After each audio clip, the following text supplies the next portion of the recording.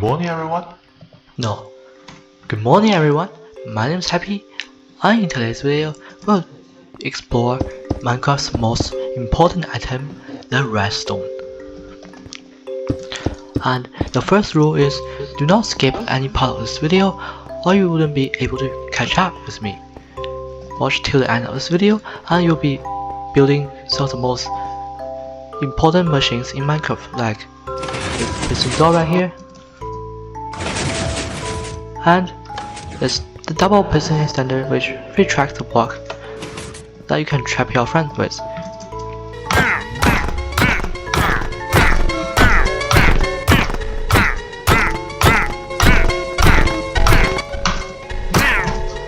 The first thing to learn about redstone is the redstone dust. Basically, it has 4 states. One is being the lit state, and the one is being the off state. You may ask, Happy, you know that only 2 states? Well, there's another state called the dot state. You can see it shrinks, expands, it shrinks, and expands. So basically, what it does is, when the redstone is like a cross, like this, it have 4 arms reaching out. It can power redstone components on the side of it. But if you shrink the dot, you see it no longer connects to this piston over here. It will not power this piston, but instead it only power redstone components under this block, directly under this block. I'll show you that by building a little contraption right here.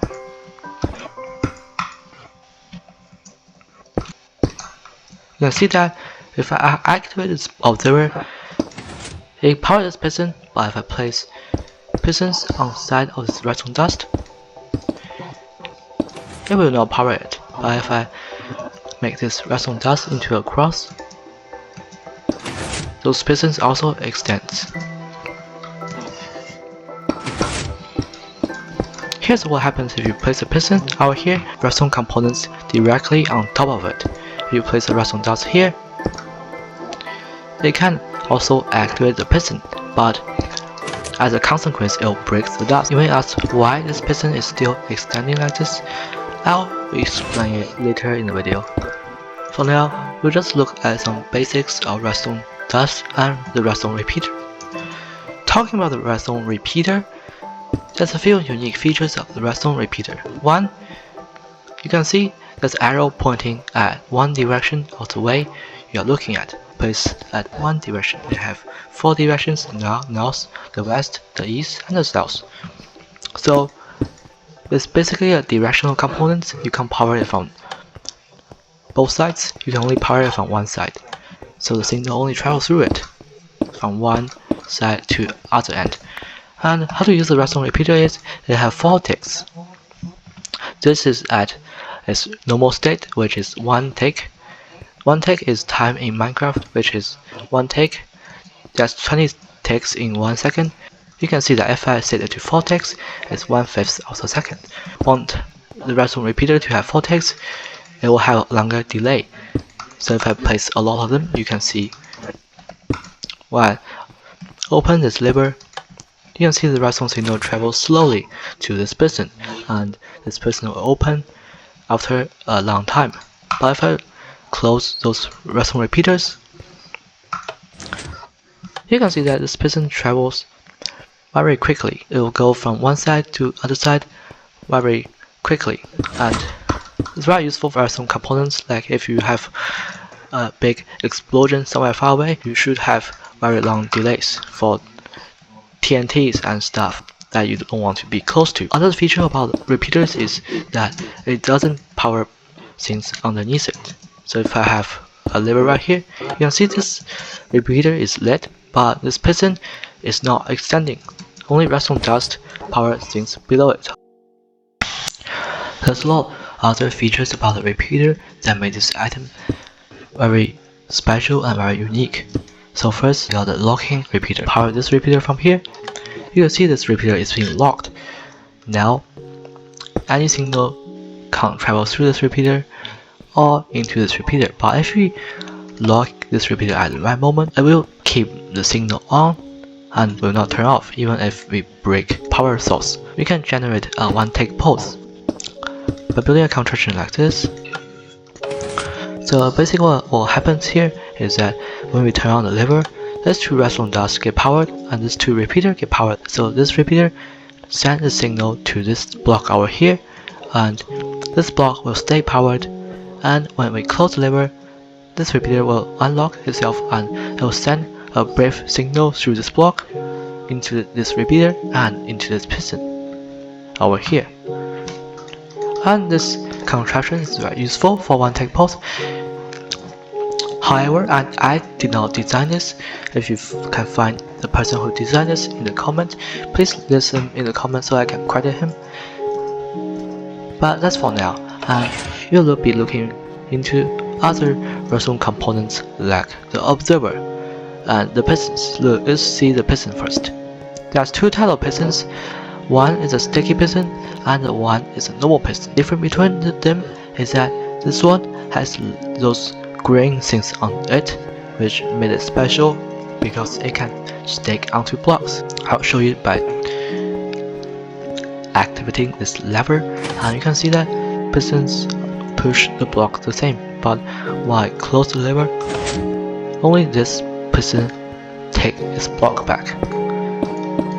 And another feature of the sticky pistons is that in Java edition, when you have a sticky piston and you give it out a one-take pulse, which can be easily done using observer, you can see that this piston will spit out this block. And this contraption is very useful when you're building huge redstone doors. You don't have to make two pistons stacked together to spit out this block. Another redstone component is the observer. It's being added by Mojang to the latest Minecraft updates, probably a few years ago. This redstone item doesn't exist. This have a lot of unique features to it. The first one is this only gives out one-take pulses, but for being very useful, the things can only see one block ahead of it. Even it has big eyes, you can't see very far in front of it. See, if I put a piston over here, you can see that this piston only extends when I place a block ahead of the observer. But if I place a block 2 blocks ahead, it won't extend. If you chain up an observer like a spiral, this piston will keep getting extended because this observer sees from this observer sees from this observer, and this observer sees from this observer, making it an infinite loop. If you want to make a pulse even shorter, you can shorten the loop, which is like this, and it'll be extend more faster. It is very easy to make lag machines, but we'll not explore that in our video. And next up, we have the slime block and the honey block. So what's the difference between the slime block and the honey block? Well, the honey block doesn't stick to the slime block, and the slime block sticks to basically everything except for obsidian and bedrock. See, it doesn't stick to slime block, but if we place other blocks beside the honey block, it'll stick to it. The same property goes to slime block as it sticks to objects as well. You can see it connects to the object beside it. A piston has a push limit of 12, which means it can only push 12 blocks. 1, 2, 3, 4, 5, 6, 7, 8, 9, 10, 11, 12. So this should be the limit of this piston can push. But if we add one more block to it, 13, you see now this piston doesn't do anything because it's past the push limit of the piston. For building flying machines, just to keep that in mind, you can't build huge flying machines that can push a whole mountain. That's not possible in Minecraft. So now we can build some simple redstone machines in Minecraft. You should build a piston door at first. A simple 2x2 piston door. We have 2 blocks in the middle and pistons on both sides of the door. And we fill in the top. Now we have a very simple piston door. This should work. Yes. Great. But if you want something more fancier, more cool in your house or base, you can build something called a flush piston door. Flush piston door works like this, but it's very different to normal piston doors. If you place a block here, you can see that this piston does stand and this block is flush with the wall, but there's a problem when you try to pull this block back, because you see this piston isn't retracting those 2 blocks, and it is very frustrating. How do you get a sequence correct, you may ask? Well, if you think a little bit, you can see that those 2 pistons only need to fire last as to pull the block back. So another feature of the pistons is when piston is being extended like this, it can't be pushed or moved. Only powered when this piston is removed or deactivated. So to cope with that, we have to put something called repeater, which delays the signal to traveling to this 2 pistons over here. So doing this, we can see that this piston extends first, and also this piston will retract first, because this lever is directly above it, and this redstone dust will deactivate, and this piston will retract its block first. And then after exactly 2 game ticks, this piston will retract, and at the same time, those 2 pistons will retract as well to bring this piston back into its original place, like this. And now you have a flush piston door. And to make it bigger, repeat this step for a few more blocks. It should be very simple to do. I don't know why I'm struggling.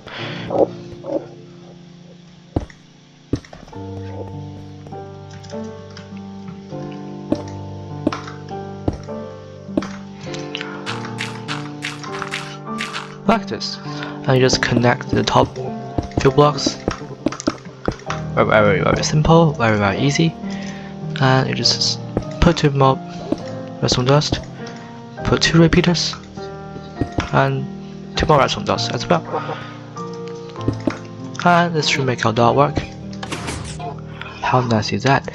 Another strange thing about pistons you may confuse with is quasi-conductivities, which only happens in Java Edition. Mojang copied the code of doors to pistons, which makes pistons 2 blocks high. See, this will update the bottom piston, but if you break this piston won't update, because it can only update when there's a block being replaced or removed or changed above this piston or all around this piston.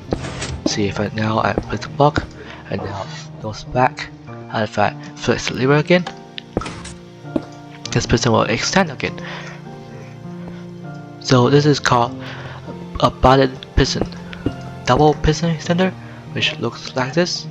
And I can extend this block to here, and I can pull the block back as well. But how do we make this? Well, if we put repeaters and this and this, you see this piston goes off first. But that's a problem, and we want this piston to extend first and this piston to extend last. So we can just remove the middle of repeater and this should work. But now you will see another problem. We can't retract the block. Well, that is an issue, but we can do something to fix it. So first, we need to make this piston fire again, I'll retract a little bit later after this block has finished pulling this block back. But how do you do this? If we let's set the repeater to 4 ticks, it will work. But if you go back again, you see that this person doesn't fire. So we can just set this to 4 ticks as well. Which you can see it doesn't work, and this person goes out first. But this one's 4 ticks, so I just set it to 3 ticks, and this should work. And it's a little bit longer delay.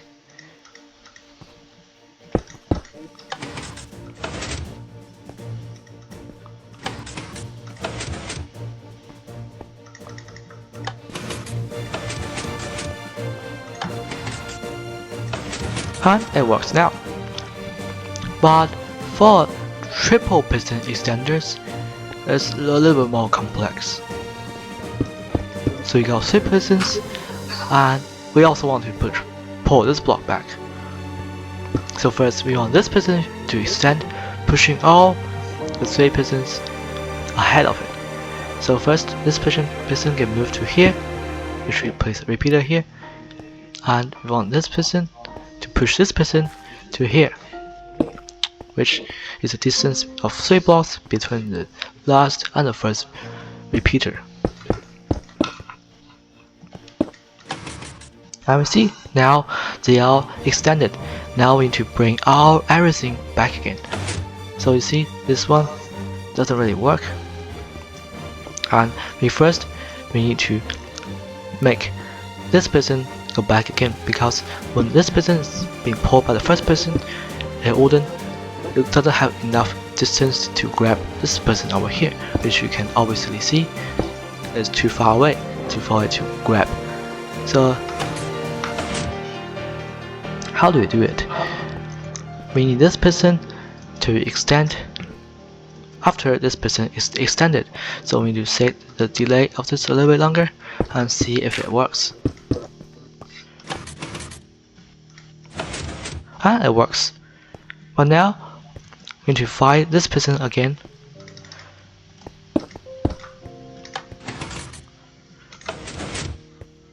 You can see in the longer delay to it, which pulls back. But here's kind of a problem. When we put 3 pistons in a row again and activate the lever, you see that only the last piston extend. This is because the signal travels on here and reaches the last piston first. So how do we prevent that part from happening? Well, we can have another solution, which is placing a block behind this piston and placing another repeater over here and placing redstone dust connecting to this, so we have both powers in this piston. After these 2 pistons, this piston already retract this piston, so let's take a set to 1, 2, 3, 4, 1, 2, 3. Oops. And see, that works. And we need to activate this piston again after it's being retracted, so we can put a redstone signal right here. How do we put this block back? Well, when you put observers connecting to redstone dust, this will eventually pull the block back. Happy? How do I make a flying machine? Here's a few simple ways to make a flying machine. In Bedrock Edition, you can make flying machines by just using an observer, a sticky piston, and a slime block. A few slime blocks. Also, you have to place another regular piston over here, because it's Bedrock Edition and you can't spit out blocks. How about doing this? You have a very easy flying machine, but that is not fun. So this piston is being diagonally powered by this redstone block over here, and this slime and redstone combo, this piston will move when this piston being updated, this will move the whole thing. There's two whole thing into here, this place. And if you place a piston at this place, it will grab to this piston, and when this goes back again, it will extend this piston and push the whole thing forward again. But this piston is being updated again, and this piston unpowers itself. You can see that by using this. It pushes exactly one block ahead. And you may ask, how do I continuously power it? Well, there is a solution. You can use observers, which keeps pulsing these pistons, and it can go for forever. But what about the rule that we can't use observers in this case? So here's another solution. Well, if we put a sticky pistons on the back of this pistons, because pistons update pistons, and even if you can't see them, it's actually updating from the back of the piston. And if you place another slime block on this piston and another redstone block, which is crafted from 9 redstone dust, a regular piston in this case, and it works. It works fine, and it will continue to move its journey to the farlands or even further away. The world won't. That this will continue to move. But if you are out of its render distance, you will see it will broke very quickly. That's about it for today's tutorial on redstone. Now it's your turn to build something like this. I'll talk about other redstone components I haven't talked about, like redstone comparator and redstone torch, in my next video.